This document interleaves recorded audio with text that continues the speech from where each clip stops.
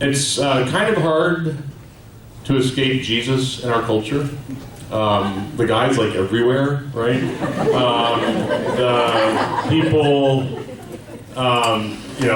politicians refer to him, musicians, athletes, business leaders, even. The guy's all over. And when people talk about Jesus, they all seem pretty confident that they know what Jesus was all about. His core message of love, kindness, compassion, forgiveness, interethnic harmony, stuff like that. And the other day I got into a conversation with a guy who was sure that my problem was I just didn't know the real Jesus. And, okay, let's, we're going to be very respectful to Jesus today, okay? But this is something we run into. And I have a lot of friends and family members who love Jesus, okay? And so I got in a conversation with this guy, like I said, he thought, well, if I just really knew what Jesus was about, I couldn't help but really love him, kind of thing. And I've had those kind of conversations before from time to time. I get that a lot. It's just like, well, you just don't get it. You just don't get the Jesus thing. But my problem was, at least for me, is that I had the opposite experience. The more I dug into history, the more I got to know the historic Jesus, or at least what we know of him. Heck, the more I read the Bible carefully, you don't even have to dig into the secondary sources. You can just, if you read the New Testament carefully and start putting the puzzle pieces together, kind of the less I liked what I found. And actually, we don't know a whole lot with any certainty about Jesus and his life, but there are a few basic facts that most scholars kind of agree on. So just as a review, and we don't have, this is a whole other talk, we can't tell you how people have gotten to this, but this is kind of the scholarly consensus right now on what we can say positively about Jesus. He was an itinerant Jewish preacher and exorcist based in the region of Galilee, which was an area known as a hotbed of political and religious unrest that had also produced other aspiring messiahs. Like there was a guy named Judas the Galilean who kind of did the Jesus gig before Jesus came along. And then Jesus lived roughly from 4 BCE to 30 CE, and I think you're familiar with the terms BCE, right? We call it now, we used to say BC, but now it's before Common Era. So I think he was 4 BCE to about 30 CE, Common Era, which used to be AD, which we're not using anymore. The gist of his message was really simple. This is his message. It wasn't peace, love, and understanding. The gist of his core message, as far as scholars can discern it, based on textual criticism, linguistic analysis, and so forth, is repent, for the kingdom of heaven is at hand. That was his message. When Jesus talked about the kingdom of heaven, he was not talking about dying and going to a nice place. He was talking about establishing the reign of God on earth, specifically the restoration of Israel to its rightful place of kind of power and influence in the world, and the rest of the world the Roman Empire would kind of curl up and go away, and everybody would recognize Israel's significance and the significance of Israel's God. So that's what he meant by the kingdom of heaven. Does that make sense? Not dying and going to heaven. He did not think of himself as God. That came later. Someday in the future, I'm working on a talk about how Paul invented Christianity as we know it, which will be kind of interesting, I think.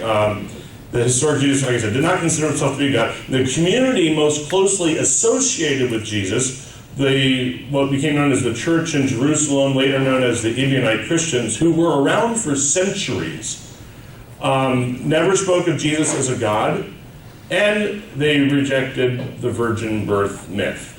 Okay? So it wasn't like all Christians always believed in a virgin birth. There was a significant sect of early Christianity that completely rejected it. And they drew their roots from, actually, after Jesus died, James the Just, Jesus' brother, led that movement for I want to say 20, 30 years, something like that, until he was executed by authorities in Jerusalem. And we know about his execution from the Roman Jewish historian Josephus. But it's actually almost more written about Jesus' brother than written about Jesus himself in non-biblical sources. So what did Jesus really say and teach? Scholars consider the Gospel of Mark, the four Gospels, Matthew, Mark, Luke, and John. Mark is the shortest and by far the earliest, written about 70 AD perhaps. They consider it to be the best way of understanding kind of what the core of Jesus' original message might have been before the later Gospels came, and were clearly shaped by the content of the later Gospels, clearly shaped by the psychological needs of the communities that produced those Gospels, okay? So the earliest that we can kind of surmise is, Jesus' teaching is in Mark. The earliest gospel, Mark's gospel, contains almost none of what we consider the warm, fuzzy, loving Jesus. The warm, fuzzy, loving Jesus comes along in Matthew, but especially Luke. Luke more than anything else. In John, Jesus is just too new age. Nobody can relate to him. He's like way out there. But in Mark, we don't have the warm, fuzzy. It'll be, and I kind of mentioned this before. Just read Mark, and you're not going to like Jesus. In Mark, he refers to foreigners as dogs. He predicts the end of history within the generation of people listening to his words with great bloodshed and stars falling from the sky. And he said, this is going to happen in the lifetime of this generation. And he introduces the concept of hell as a place of eternal punishment and torment. I talked to a lot of people who say, well, I'm not into the Old Testament, I'm into the New Testament. The Old Testament has so much judgment. Well, guess what? There was no hell in the Old Testament. Hell is an invention of the New Testament. And Jesus talks about it quite a bit. And that's the tip of the iceberg, so just take my word for it. It's scary in Mark, not a pretty picture. So the challenge is when people we know and love talk about Jesus, that is not the Jesus they're talking about, right? Not the scary, comparative literature and textual criticism are not hobbies for most people. Evolution has trained us to conserve energy and effort. Our brains use a lot of energy, so we try to be as intellectually lazy as possible. I just made that up. Okay. Makes sense to me, though. We are lazy. Okay. So, I don't know why we're lazy, but anyway. But really, people settle often for the path of least resistance. So in America, when people talk about Jesus, okay, now how do I get my picture up here? Gary, you're going to be my tech guy. Gary put the slides together for me. He got me, yeah. When people talk about Jesus, the guy... Space bar? There we go. That's what they're thinking of, right?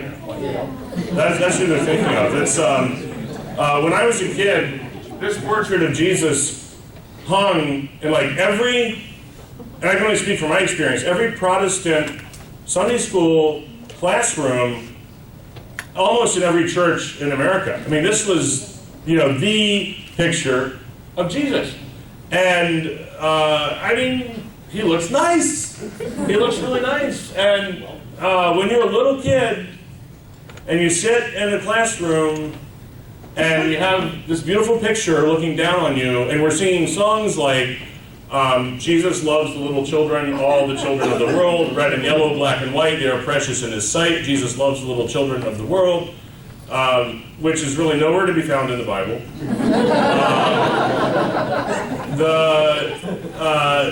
And when you're a little kid, we know that you pretty much accept what authority figures tell you, especially if you love them. And they tell you, well, this is Jesus, and you're like, okay, that's Jesus, right? When you're 3, 4, or 5 years old, that's Jesus. And, I think when I was a kid also, we had this bedtime ritual when I was a little kid. And I had a little glow-in-the-dark cross that I could hold under the light before I went to bed. And then I'd put it on my bedside table, and Mom would turn out the light, and she would sing to me every night, Jesus loves me, this I know, for the Bible tells me so.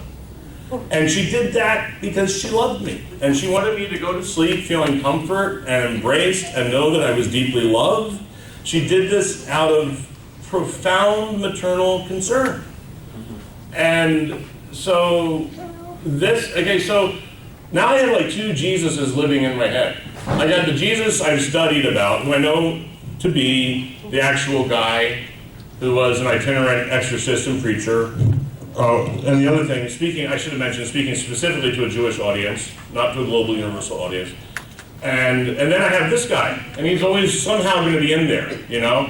Even though I know he doesn't really exist, you know, it's still kind of in my system. And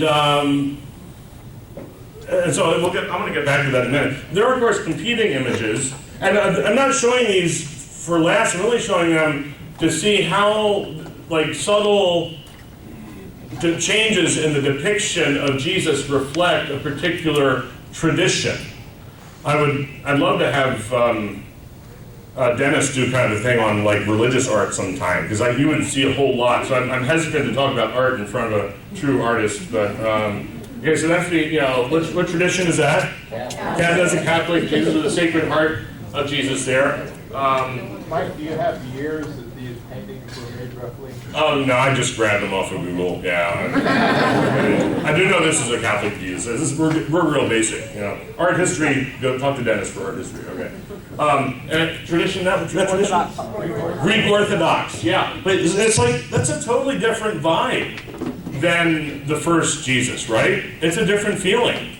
And then, I mean, there's a little more sense of it's darker, but it's also kind of more transcendent, a little more distance, you know, holiness, you know. And then, you know that one? It's a Mormon Jesus. The historical novel Silence by Japanese Shusaku Endo.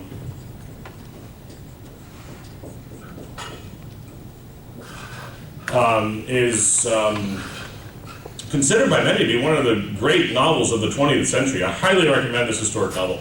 And in fact, Martin Scorsese is making a film of this right now. He's been working on it for years, but it's like in production, and they've got like Liam Neeson's going to be in it. This should be an interesting movie.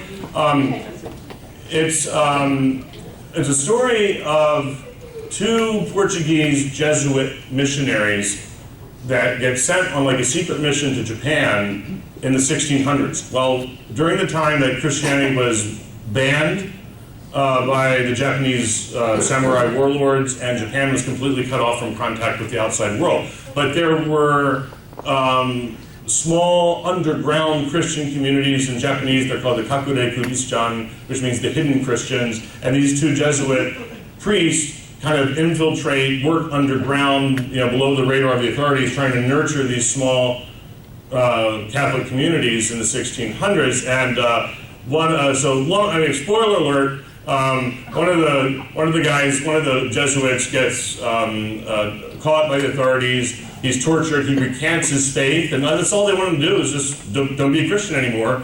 And he gave up his faith, and he went to work as a translator. And this is a historic fiction, but things like this really happen.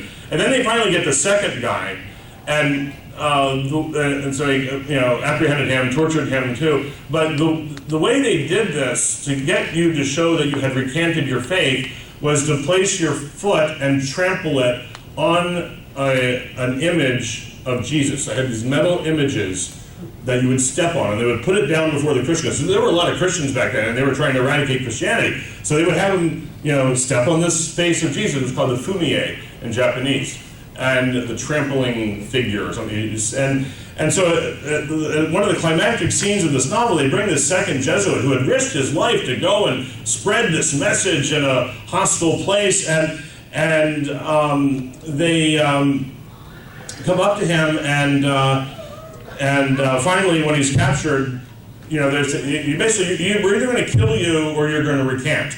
And all you have to do to save your life is step on the image of Jesus' face. And so I'm going to read just 2 sentences from the book. The priest raises his foot. In it, he feels a dull, heavy pain. This is no mere formality. He will now trample on what he has considered the most beautiful thing in his life, on what he has believed most pure, on what is filled with the ideals and dreams of man. How his foot aches. And I love that scene because I think it captures what people we know and love who talk about Jesus feel about Jesus.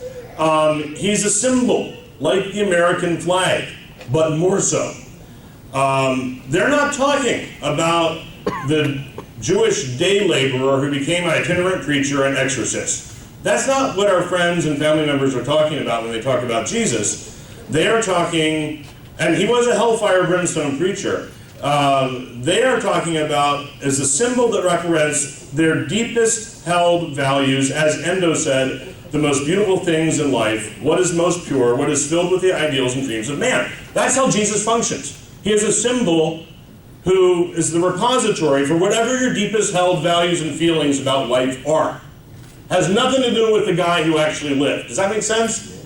And help me if I'm wrong, but I kind of get a feeling that Muhammad kind of functions the same way in the world of Islam. Do you remember the old Merle Haggard song, when you're running down my country, you are walking on the fighting side of me? The old Merle.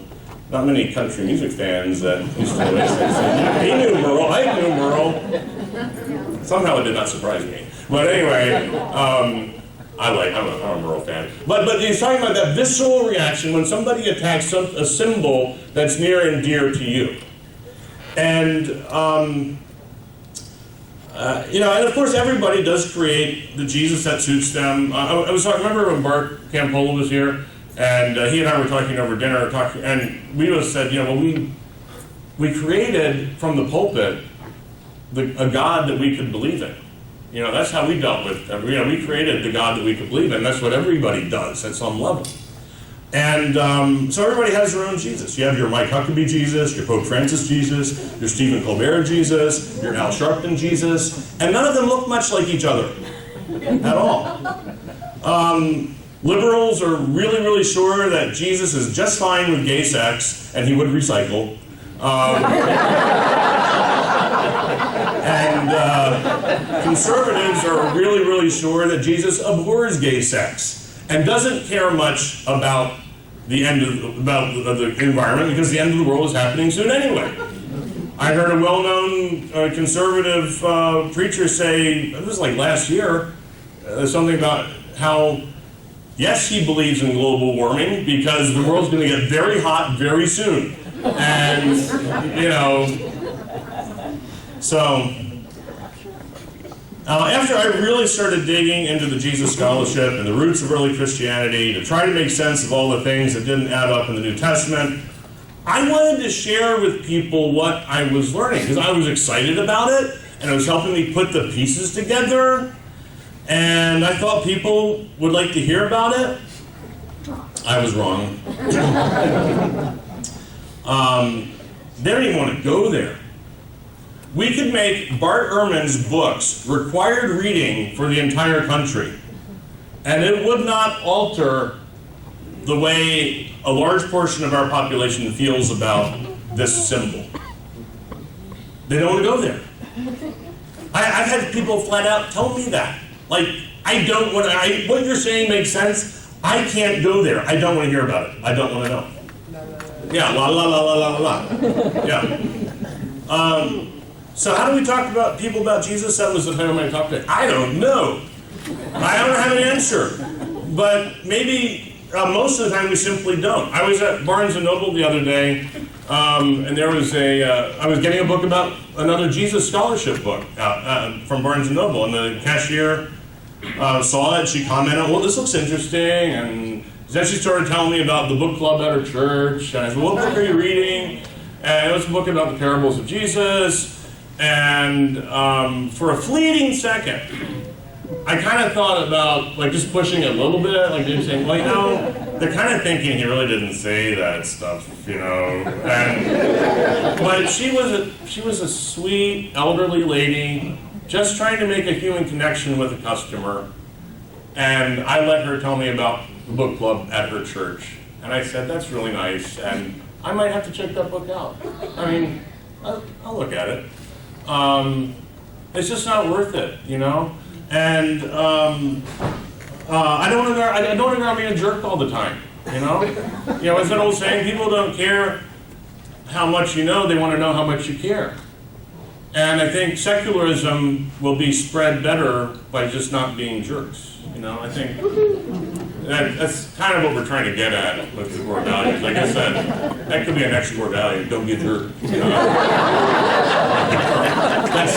Let's say it's understood, right? It's understood. So the irony is, I think, that the secular community movement might be better positioned to embrace and embody the values of the nice Jesus than the Christian movement ever was. Because what do you experience here except acceptance and compassion and forgiveness and even love? I mean, that's what we're trying to be about. So rather than argue about Jesus with people who don't even want to go there, maybe we should just focus on doing our own thing, having a good time doing it, and showing the world the joy of the secular life. Thank you.